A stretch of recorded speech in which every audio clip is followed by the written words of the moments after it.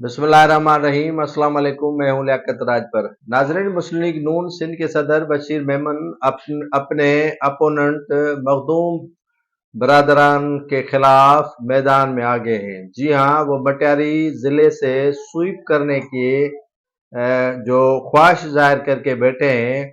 उन्होंने मटियारी में गुज़श्ता परवेज मुशर्रफ के अदवार से फाइलें खोलवाना शुरू कर दी हैं। जी हाँ, परवेज मुशर्रफ के दौर से जो भी तरक्याती काम जिला मटियारी में हुए हैं, उनकी फाइलें जो है वो खुलवा दी गई हैं। बशीर मेमन चाहते हैं कि मटियारी में अपने जो अपोनेंट हैं या अपने जो मुखालिफिन हैं, उनको नेब और दीगर इदारों के शिकंजे में फंसवा कर जो है वो मटियारी को क्लीन स्वीप कर दूं, ताकि नवाज शरीफ को दिखा सकूं कि मटियारी डिस्ट्रिक्ट में उन्होंने कैसे कामयाबी हासिल की है। उनके भाई भी इसी मटियारी डिस्ट्रिक्ट से मखदूम अमीन फ़हीम के साहिबजादे मखदूम जमीलुज़्ज़मा के खिलाफ इलेक्शन लड़े थे और उन्होंने चंद हजार वोटों से शिकस्त खाई थी।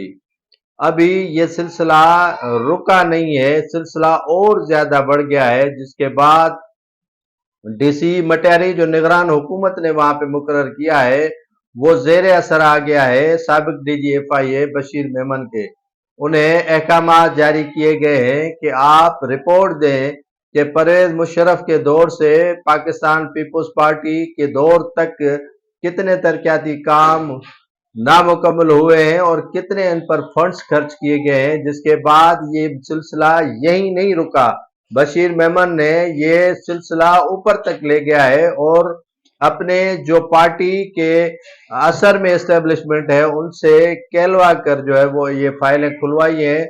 और चीफ सेक्रेटरी ने भी महकमा एंटी करप्शन को खास हिदायत दी हैं कि मटियारी में जो तरक्याती काम, जैसे पब्लिक स्कूल मटियारी है, उसके साथ साथ जुडिशनल कॉम्प्लेक्स है, या दीगर जो मंसूबे नामुकम्मल हुए हैं उन पर तहकीकात की जाए।